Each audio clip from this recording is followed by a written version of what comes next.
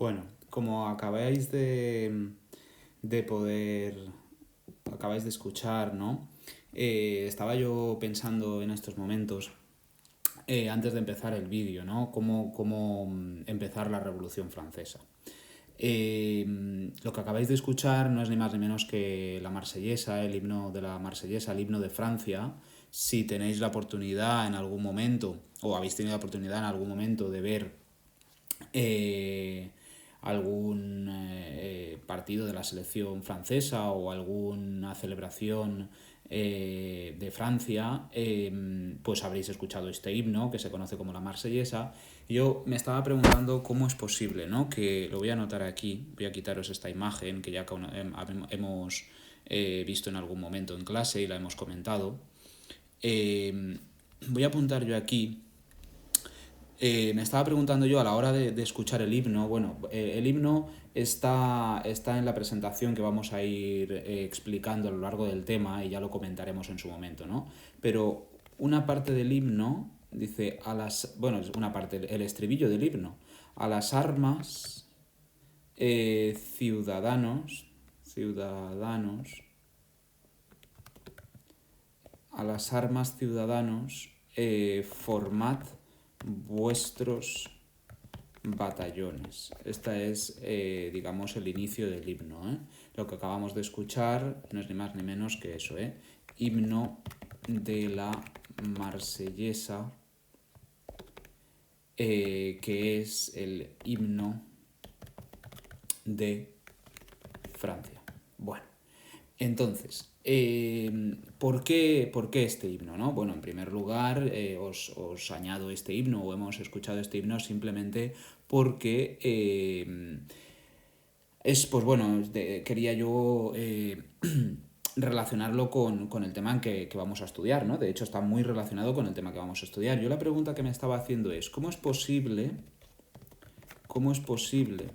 que en el año 2020 siga vigente un himno que es, o que un himno que surgió, podríamos decir, en el año 1792. Bueno, mejor para que lo entendáis, que se escribió en el año 1792. Es decir, que el himno de Francia actual, el himno actual de Francia, es un himno que pertenece al año 1792, 1795, por ahí más o menos. Fue escrito en 1792. Y estamos en 2020 y continúa, ¿no? Y continúa vigente. Es el himno que, como ya os comento, se escucha en cualquier tipo de celebración nacional en Francia, la selección de los diferentes equipos de deporte, etc. Esta era la pregunta que yo me estaba haciendo, ¿no? Es decir, de alguna forma se ha mantenido un hilo, ¿no? Un hilo conductor con el paso del tiempo, ¿no? Con el paso del tiempo ha seguido perviviendo de alguna forma en las naciones, ¿no? En los países, en los diferentes países. En este caso nosotros estamos estudiando los países sobre todo del continente europeo.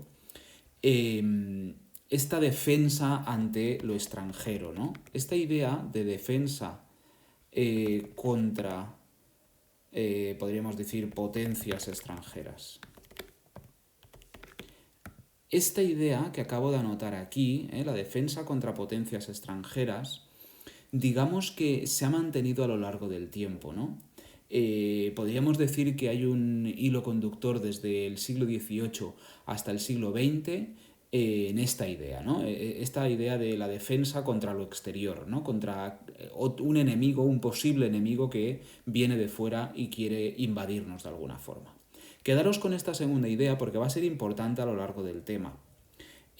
Porque una de las consecuencias más importantes o de las más importantes de la pervivencia y de la crisis, tanto de la pervivencia como de la crisis de la revolución iniciada en Francia en 1789, será esta idea, ¿no? La defensa contra alguien que viene a atacarnos o a quitarnos lo que hemos conseguido. Bien, Bueno, esto era de alguna manera el inicio que yo quería comentaros y simplemente voy a borraros esto de aquí ahora y voy a añadiros, voy a poneros lo que es nuestro blog.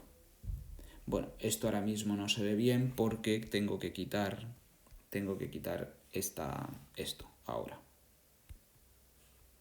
Ahora sí, bien. Y esto también fuera. Entonces, voy a traeros aquí ahora para empezar, ¿no? Para empezar lo que es el tema. Voy a empezar con, como veis aquí, simplemente lo que tengo aquí no es ni más ni menos que el blog, ¿eh? Aquí estoy en el blog, vosotros podéis entrar, como ya sabéis, en el blog que utilizamos tanto en clase y que yo os he facilitado para que tengáis todo el contenido de los temas. Y cuando entráis ya sabéis que tenéis, bueno, el primer tema que hemos estudiado, como podéis observar aquí, ¿no? La crisis del antiguo régimen o el antiguo régimen. Y ahora nosotros estamos, si bajo, si yo voy bajando, veis que yo voy subiendo ahí vídeos, ¿eh? Este vídeo que aparece aquí de la Revolución Francesa es un vídeo de Academia Play, es decir, este vídeo no es mío, pero yo lo he enlazado aquí o lo he subido para que, bueno, pues tengáis más información sobre la Revolución Francesa. Ellos hacen, digamos que van dibujando, con dibujos, la verdad que muy buenos, y van explicando, pues en este caso, la Revolución Francesa, que es el tema que nosotros vamos a estudiar. Este segundo tema que vamos a trabajar. Por tanto, podéis entrar perfectamente en este vídeo también y visualizarlo. Lo que pasa es que yo me gusta también crear, pues bueno, los míos, ¿no? Mis vídeos, para que vosotros también podáis visualizarlos y verlos cuando queráis. Y así tener, digamos, un conocimiento del tema que vamos trabajando en clase.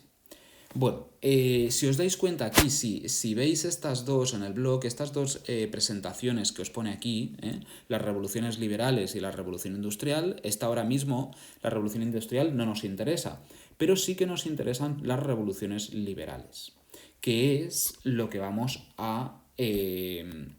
yo lo voy a agrandar para que lo veamos mejor, sabéis que lo tenéis, lo tenéis cuando queráis, todo el contenido de este tema de la Revolución Francesa, lo vais a tener en lo que estáis viendo en estos momentos, que es esta presentación. Y va a ser de aquí todo el contenido que tenéis que extraer. Bueno, como primer punto, lo voy a hacer muy, muy breve, muy breve este primer vídeo sobre la Revolución Francesa. Simplemente voy a ir refiriéndome a, digamos, las diferentes diapositivas que os aparecen en esta presentación. La primera diapositiva que nos aparece no es ni más ni menos que la imagen que había puesto yo cuando estaba el himno, ¿no? Cuando he puesto el himno. Simplemente aquí, pues bueno, sería una especie de introducción, ¿no? Como os podéis observar, aquí nos encontramos al clero y la nobleza, ¿no? Los representantes, los dos estamentos privilegiados, ¿no? Que de alguna manera pues el cura ¿no? O el clero le está preguntando al noble, ¿pero qué es esto, por Dios? ¿No estaba la burguesía de nuestro lado? Váyase preparando, señor obispo, la burguesía se está armando y ya le digo yo que vendrán a por nosotros. Pero ¿qué quieren, no? ¿Qué quiere esta burguesía que, como veis, ¿no? Como veis, se arma, está cogiendo las armas, está desencadenando las armas y cogiéndolas, ¿no? Utilizando de alguna manera la violencia para acabar con su situación de opresión o su situación de desventaja ante los estamentos privilegiados. Y aquí pues simplemente os pone lo que pretende la burguesía, ¿no? Lo que va a pretender conseguir la burguesía. Dice, queremos la abolición del derecho feudal. Acordaros que vimos en clase, hemos hecho una actividad sobre qué son los derechos feudales. Pues quieren la abolición. La abolición es lo mismo que la eliminación. Eliminación de los derechos feudales, la proclamación de derechos del hombre, la igualdad y derecho de la propiedad y la soberanía o la defensa de la soberanía nacional. La soberanía nacional, para quien no se acuerde, aunque también lo hemos visto en clase, no es ni más ni menos, la soberanía nacional es el poder del pueblo, ¿no? La burguesía está defendiendo que el poder lo tiene que tener el pueblo. Este concepto que aparece aquí de soberanía nacional. Bien. Como segundo punto, podríamos decir también que, bueno, aquí ya empezaríamos el tema, ¿no? Como os digo, no me voy a extender mucho, simplemente quería hacer una primera introducción de lo que es la Revolución Francesa, que es el tema que vamos a estudiar durante estas semanas y que ya os aviso de que es muy, muy importante, ¿eh? El primer punto del que nosotros hablaríamos sería, dentro de la Revolución Francesa, el origen de las revoluciones, ¿no? Sí que es interesante decir, antes de nada, que, como sabéis, bueno, si veis aquí, nosotros el título del tema se llama las revoluciones liberales. Realmente las revoluciones liberales, la primera revolución liberal que se produjo en el continente europeo sería la revolución inglesa, que nosotros en principio no vamos a mencionar, que se produce a finales del siglo XVII. Después tenemos la Revolución Americana, que se va a producir entre 1773 hasta 1789, que es una revolución que sí que veremos, pero que la veremos en clase.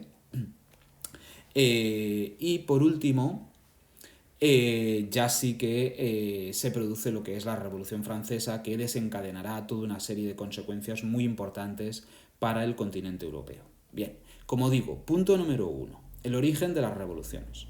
¿Qué tenemos aquí? Tenemos una primera introducción, ¿no?, sobre la Revolución Francesa.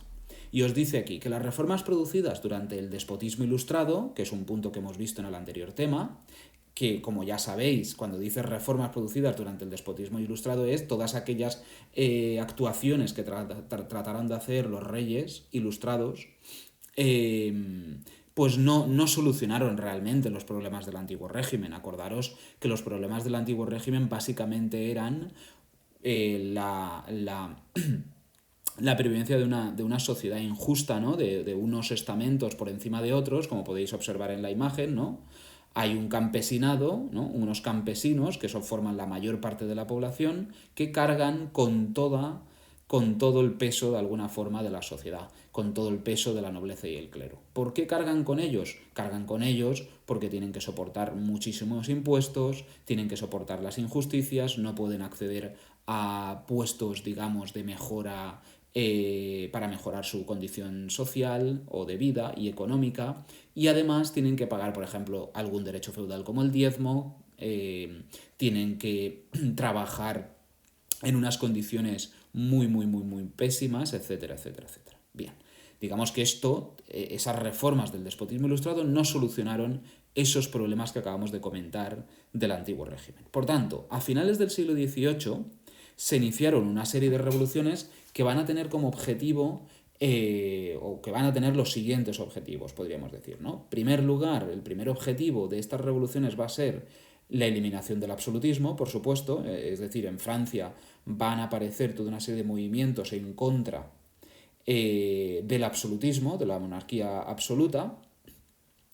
En segundo lugar, el segundo objetivo sería crear un sistema político liberal. Básicamente, para quien quiera saber lo que es un sistema político liberal, tendríamos que decir que el sistema político liberal se basa básicamente en la defensa de una constitución, es decir, los liberales van a pretender que haya, o van a exigir que haya una constitución, que haya un sistema electoral, es decir, que exista un voto, un tipo de voto, es decir, que los ciudadanos puedan votar, y una serie de derechos y libertades, ¿no? Como por ejemplo, podríamos decir, el derecho a la propiedad privada, ¿vale? En resumen, podríamos decir que en resumen eso es lo que significa un sistema político liberal.